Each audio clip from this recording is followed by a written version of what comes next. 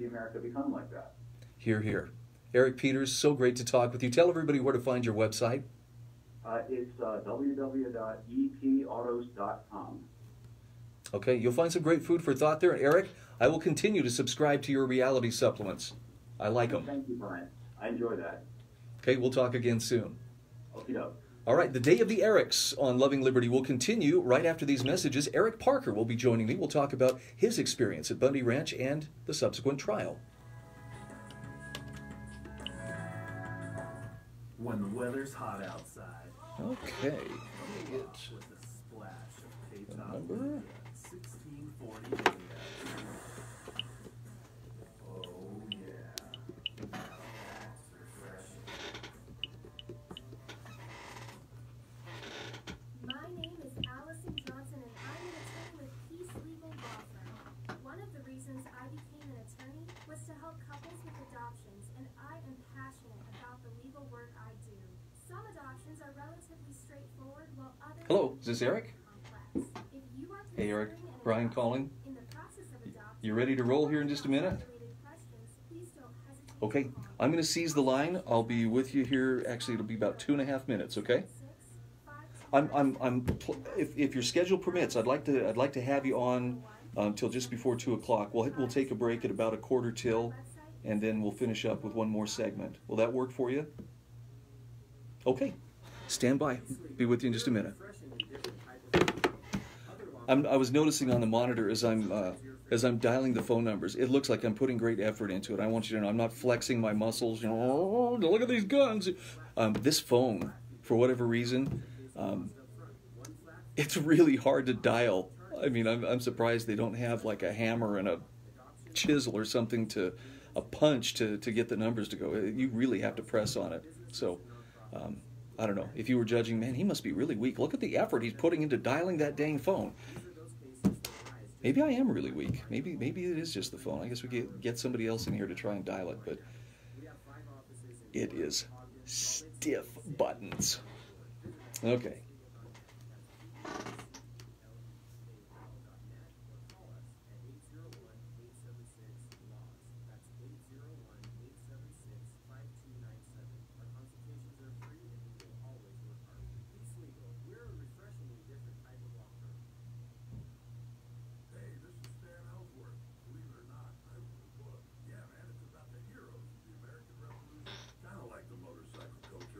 Mindset and all. You can get yours on Amazon today. So man, get your Patriot on. Let your spirit of 76 Okay. loud and proud, baby. Get you some. Renegades and rebels. That's us, man. Huh. I kind of like that my phone is slaved to my computer.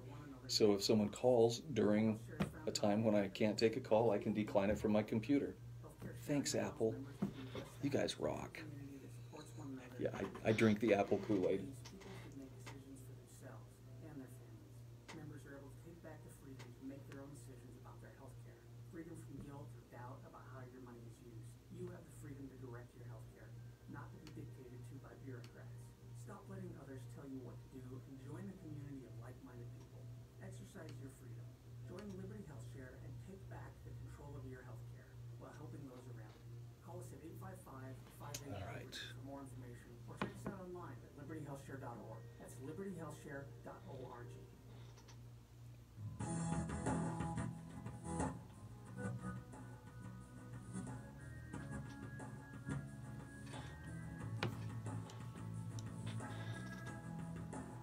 Welcome back to Loving Liberty. I'm Bryan Hyde.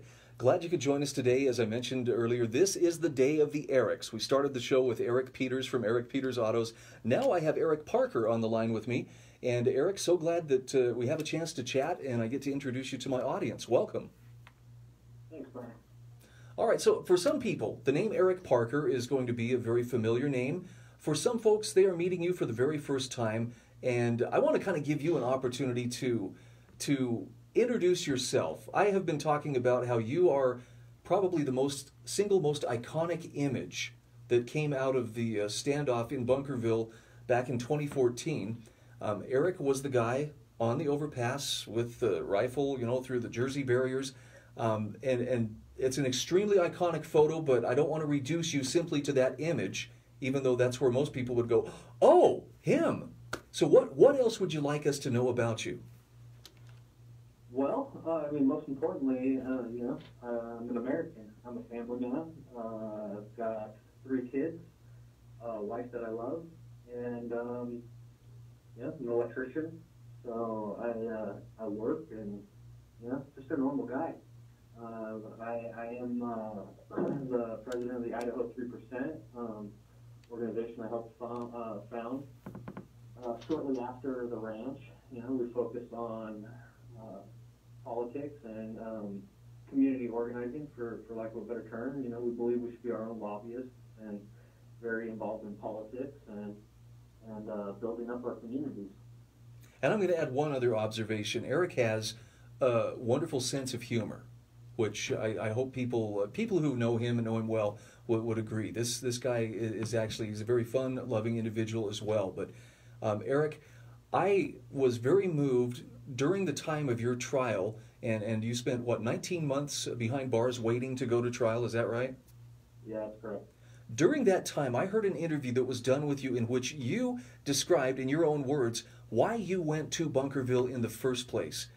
And it absolutely touched my heart, because people who were tempted to reduce you to just the caricature of, oh, he was a guy with a gun, needed to understand what was going through your mind and what was in your heart that caused you to ever show up there in the first place. Would you mind sharing with us the reasons? Why did you go to Bunkerville in April of 2014? Well, like a lot of people, I woke up one morning and I saw some stuff that I wasn't sure about, that I didn't understand. I remember one of the articles I shared was, I headlined it, what's happening in Nevada, So I saw the videos of Margaret Houston being thrown to the ground, and I saw Ammon Bundy, who I didn't know at the time. It was just a person in a video, being tased, and the dogs being sicked on women, and just basically the same things everybody else saw. That the arrested Dave Bundy, the pictures of the snipers. Heard an interview with Cliven about him being afraid to let his grandchildren play in the front yard because the snipers up in the mountains. And these things resonate with me because I thought what a lot of people thought. Ruby Ridge and Waco and these things that happen. So I wanted to go down there and started just the free speech zone. That really upset me, and I, nobody should be put in a pig pen to exercise their First Amendment. And so I had planned on just going down there to protest outside that First Amendment zone and voice my opinion. And as I was getting ready to do that, a friend of mine sent me a link to Tom Collins, a Clark County administrator, I believe. He has put out publicly, anybody coming to support the Bundys better have funeral plans or body bags or something along those lines. Right. And at that point, I realized that we were, they were attempting to intimidate us into not exercising our First Amendment, and can't abide by that. So I did put my gear in the truck. As Americans, we have the right to defend ourselves, and so we put our gear in the truck, me and two of my friends, and we went down there. Describe what it felt like when you arrived there. I'm curious what could you sense that something was afoot? Yeah, we had a very ominous feeling the whole trip. We were monitoring social media and people talking about what was happening down there. And there was a lot of exaggerations going on as far as roadblocks and not letting people in. How Facebook is. But we arrived there at about 2 in the morning, and we come down Bunkerville Road there, and there's lights, and the city gets it up, and we pull up, and I'm not really sure which Bundy son it was, but there was a Bundy son there welcoming people still at 2 in the morning. So that kind of gave me a sense of the humility of that family, and the fact that they were still out there at 2 in the morning welcoming people and thanking them for coming. But other than that, we really weren't sure what was going to happen. We were very, very unsure, trying to figure out exactly what was going on, and so there was a big sense of unknowing, and that's about what it was, right? I'm going to dig deep on this one, and how you answer it is up to you, but a lot of people sat back and just kind of watched it via social media. Well, we'll just kind of keep an eye on it. Something motivated you to step up and stand up for people who you hadn't even met to that point. And I'm just curious, was it the way you were brought up? Did your family, teach you, hey, you look out for others? Or was there something else that moved you to action where others were willing to just sit and wait and see how it all turned out? Well, the short, easy answer to that, now looking back on it, I truly believe it was a spiritual thing, a God thing. For some reason I had to get in my truck and go. I couldn't have told you why at the time, other than disapproval of the situation, I guess. But looking back on it now, I know that it was a God thing, that I was supposed to go, and others were supposed to go. I asked a lot of people that I know if they wanted to go with me, and 2 of them said yes, and they felt the same way, that they had to go, and so we went. All those other things too. I was raised to not put up with a bully, right? And I was raised to believe that if my neighbor isn't secure in his rights, then neither am I. A crime against one is a crime against all, that sort of thing. And that's actually one of the things that I found very interesting about you, and I'd like to know a little bit more. Where did you get your background, your love for freedom? Most people agree it's good, but it's rare to find people who agree that it's good enough that they'd actually be willing to stick their neck out to defend it. Well, I have it wasn't, I can't really pinpoint it to one set reason or philosophy or teaching, but I do believe in American exceptionalism, and I do believe that we were given a constitutional republic if we could keep it, as we're told, and I've always believed that, and was taught that too,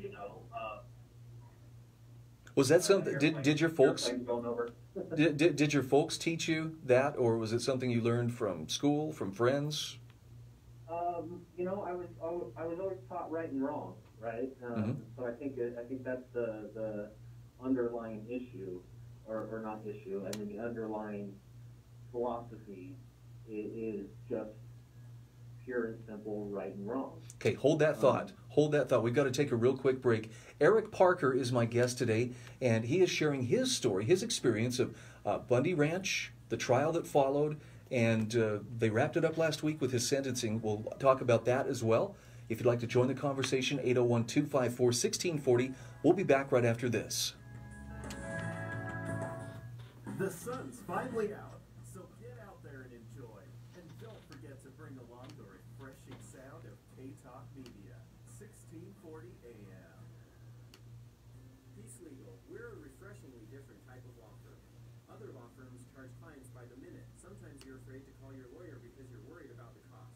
Not with Peace Legal. You have the option in most cases between hourly billing and flat fee billing. With flat fee billing, you know how much your case will cost up front. One flat fee, no hidden costs, and no charges to speak with your lawyer. We specialize in family law, adoption,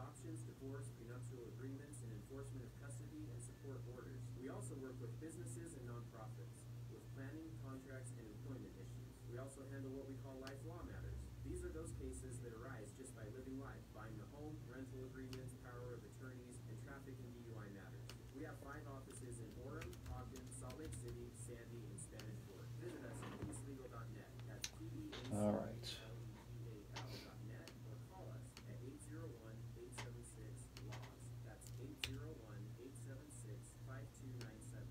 Our consultations are free, and we will always work hard for you. Peace Legal. We're a refreshingly different type of law firm. Immigration issues are all over the news. There are rapid changes happening in the law. My name is Allison Johnson, and I'm an attorney with Peace Legal Law Firm. I work with individuals and families in handling their immigration issues. You have certain rights and protections under the law, and I believe you shouldn't be afraid or timid to exercise those rights. They are in place to help and protect you. Our website is www.peacelegal.net, and we have 5 offices here in Utah: Ogden, Salt Lake City, Sandy, Orem, All right. and Spanish Fork, to make it convenient for you to meet. If you would like to speak with an immigration attorney, please call me at 801-876-5297. My name is Allison Johnson, and the phone number is 801-876-5297. Call me for a free consultation. Llámame, se habla español. My name is Garrett Smith, and I'm a lawyer with Peace Legal. Are you starting a new business or launching a nonprofit? You'll want to have the right foundation. You'll want the peace of mind in knowing that the advice you're getting is rock solid. At Peace Legal, we work with business owners, entrepreneurs, and nonprofits. We help plan and review your business model, draft the necessary paperwork, and work with you when legal challenges and opportunities arise as part of your business. PeaceLegal.net. That's PEACELEGAL.net, or call us at 801-876-LAWS. That's 801-876-5297. Peace Legal. We're a refreshingly different type of law firm.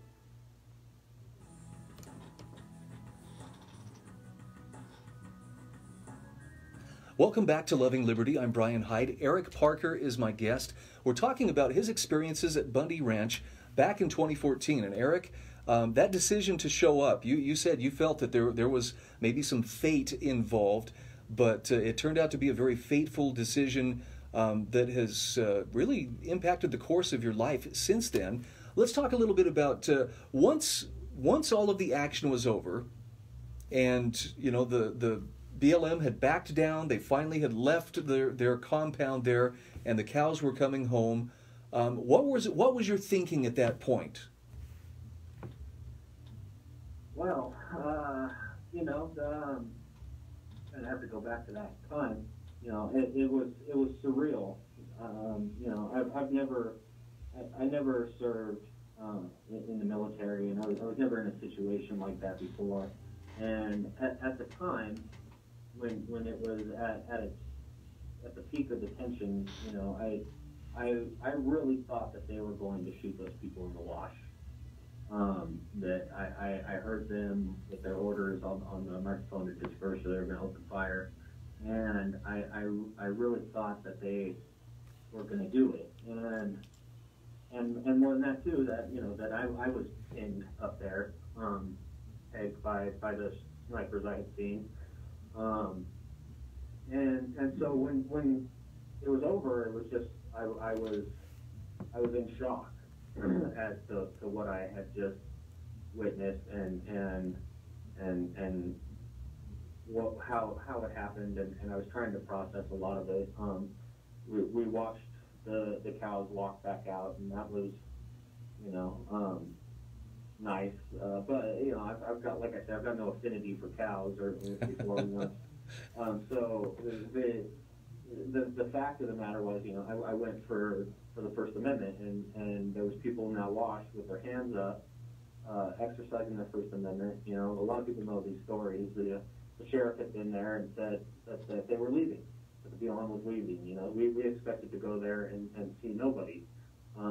So I was just really processing what had just happened, and by the time I was still on the bridge when people started sending me screenshots from FoxNews.com and stuff like that. Wow.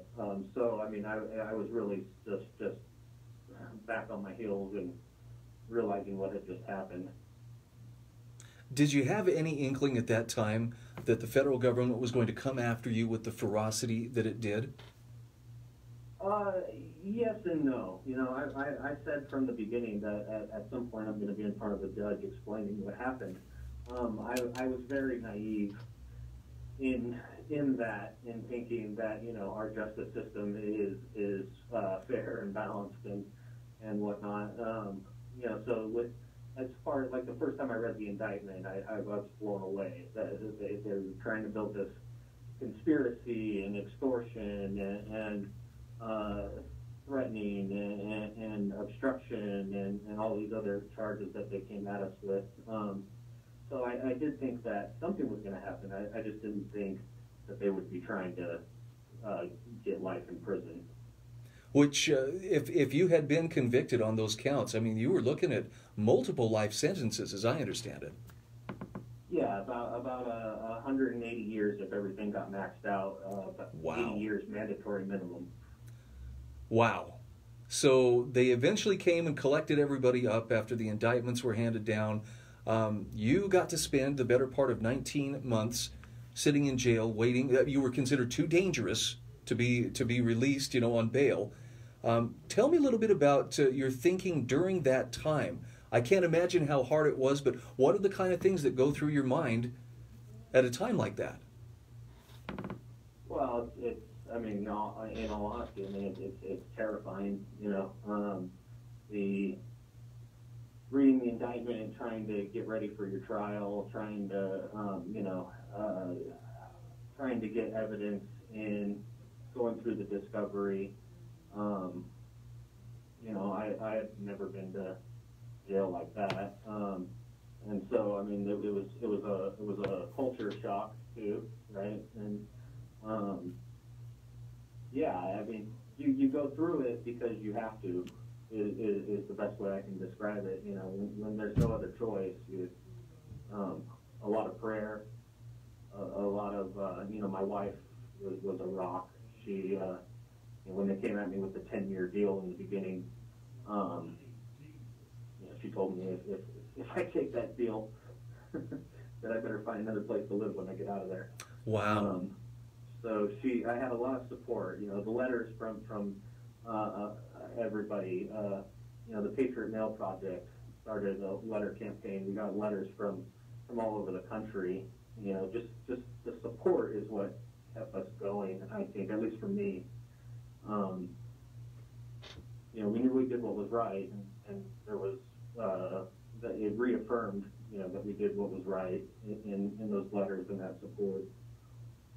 As I think about what you're saying here, I'm reminded of a quote from Alexander Solzhenitsyn, you know, that great Russian dissident who spent time in the Gulag for writing something uncomplimentary about Stalin way back in the day. And the comment he made was, he said, "To stand for truth is nothing. For truth, you must sit in jail." Amen. Which and I believe that. You know, I do believe that. I believe that to have these conversations and to fight this battle, it was going to be fought in court, and they just did what they could to make it as long and as hard as possible. You know, the trials were ridiculous. I mean, there's no other way to put it besides a kangaroo court. You know, they didn't allow us to submit evidence. They didn't allow us to bring witnesses. They didn't. You know, they threw me off the stand in the second trial. You know, they filed motions to say we couldn't talk about the militarization of the BLM, the heavy-handed nature of the things we saw.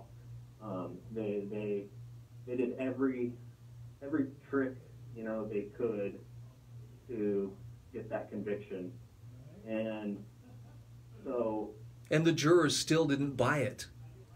No, they did not. Wow. And that's the thing, you know, I've got a lot of people are you know, bitter and everything, but the fact is that those jurors, other American citizens, listened, and they didn't buy it. They just didn't buy it, and you know, thank God. But so I mean the system did in a way worth, because I mean our founders gave us that, the jury trial, right? And it did. It worked in the end. I mean, look, Eric, I watched some of the conversation on different forums and different discussion boards, and there were people who were absolutely certain that once the feds got their hands on you, you would never again see the light of day because of that iconic image of you there on the overpass.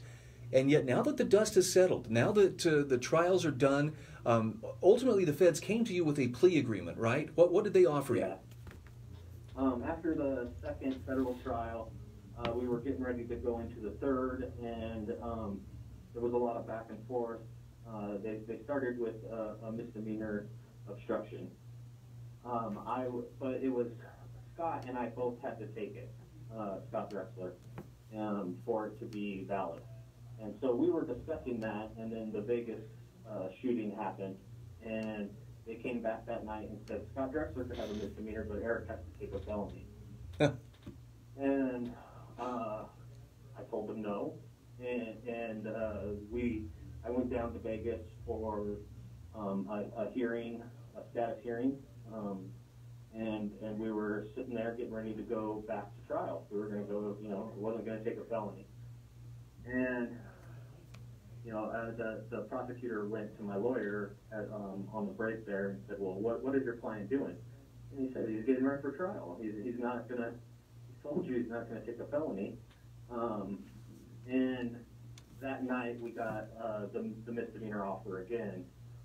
So I ended up taking a misdemeanor obstruction charge, which, in hindsight, I probably should have gone for round 3, because that's when the Wooten memo came out and the BLM whistleblower and basically said all the things that we had been trying to say, and it ended up getting dismissed on the Bundys because of those facts. Wow.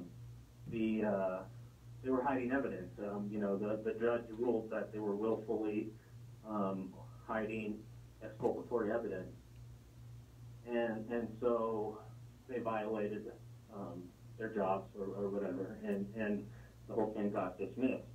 I'm not going to second guess you on that one, Eric. I mean, under the circumstances, the fact is you're a free man today. You're not a convicted felon.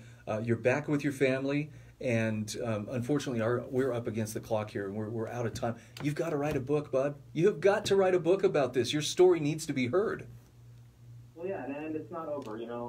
They violated so many rights during the trial and throwing me off the stand and the exculpatory evidence and stuff. And right now, what I will say is I'm looking for a good civil suit attorney. So if you're out there listening, okay, and you want a feather in your hat, let's get him connected. Eric Parker, thank you so much for joining us today. We have to talk again soon. Yeah, Bryan, thanks for having me. All right, this has been Loving Liberty. We'll see you back here tomorrow.